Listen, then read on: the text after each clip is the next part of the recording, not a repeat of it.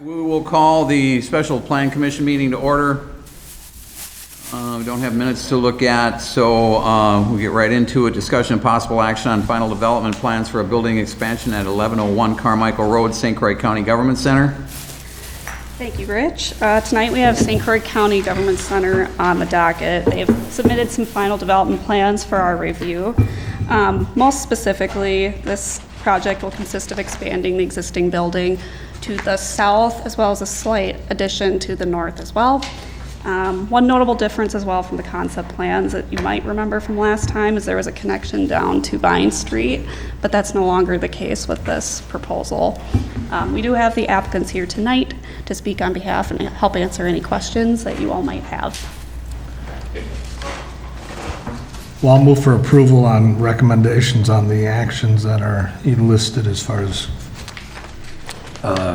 contingent plans. As will I second it with city conditions. All right, we got a motion and a second. Is there any discussion? All those in favor? Aye. Opposed? Motion is approved. Discussion and possible action on a water main easement establishment at 1101 Carmichael Road, St. Croix County Government Center. All right, so then again, in line with previous final development plan proposal, the applicant's required by, I believe it's the DNR statute requirements, that to create a water main loop that's continuous, they are required to get a public easement established for that. Therefore, that is what this item is for tonight. What does that do to water use? Why do you need a continuous loop? What's the, So it doesn't have a dead end. so it doesn't, Stale. does it consume more water? Does it, is it save water? I mean, I don't believe- understand the function of that. Why? I believe the point of it is to prevent any water from staying stagnant in the system for too long, but if the applicants here tonight might have a more, That is part of the answer. Also, if you have a loop, you have more than one waste of water to get there. So if you have to shut some part down, you can still have water for the facility back up. So it's a safety thing too? Yeah. Okay, thank you. I'll move to approve. I'll second it. With any city conditions. Okay, we have a motion and a second to approve. Any discussion? All those in favor? Aye. Opposed? Motion's approved. Move to adjourn. oh, just wait.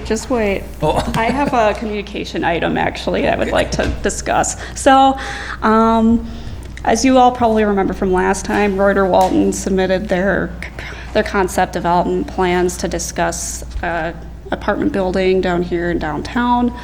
Is the one that had like the commercial and the first floor. So Thank you, gentlemen. with that, I believe Mike sent everyone here the traffic and parking studies that were done. We just kind of wanted to get some of your opinions or comments that you might have garnered from those studies.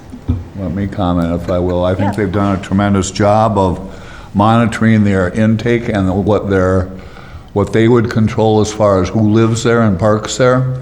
I feel that they're failing to even address the issue of company, other people visiting that place, which there's going to be. They aren't showing any extra parking for any reason other than tenants. And unfortunately, I had our class reunion this weekend. I saw Mark Gagnon, and I mean, in a nice way, I just said, you're going to have issues on parking and height. And that's all I said. But I feel that the city can't approve that in the sense that, you know, you look at the one up on the hill with the Massey, and they've got underground parking or in-house parking, but they also have 80 surface lots for guests and visitors. And when I went through the lot, it was 80% full. Well, where are they going to go down there? And that's never been brought up and or addressed by them, and I think it has to be. And that kind of goes to play in hand with my comments about some of the restaurants in town that have, say, doubled their capacity and stuff.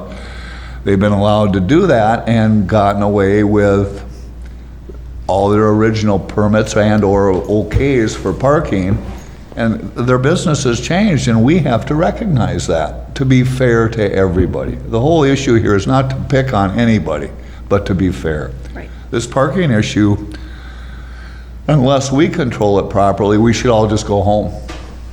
Just go home. Well, seriously, because we're not solving anything. So, I mean, that's how I feel about it. Seriously. Anyway, that's what I've got to say. Yeah, Fred's good. I mean, I read it, I looked at it, I chuckled a little, and then I went on to my daily business because they're not accounting for anything extra besides tenants. I absolutely agree with you. And it's gonna be a problem, and I'm convinced it's gonna be a problem. So I don't believe in the theory that if they know they don't have a parking spot, they're not gonna rent there. Yeah, they will. They're gonna rent there because there's nowhere else to rent in town. So people are going to rent, and they think they'll figure it out, so. My only question was, it originally came before us as a commercial with residential.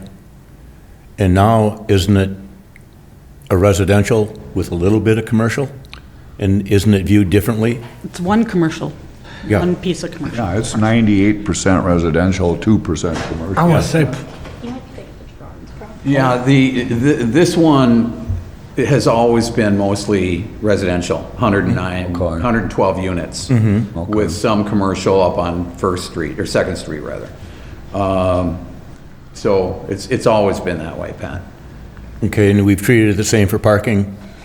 Yep, Both are treated the same? yeah. Okay. Yep. just a point of order, it's not on our agenda to talk it. Ooh, yeah, good point. Thank you. I outstepped my All right, bounds. good point. Okay. Move my previous motion. Yep. Was there a second? Second. Got a motion, a second to adjourn. All those in favor? Aye. Opposed? Motion's approved. We stand adjourned. Thanks, everybody.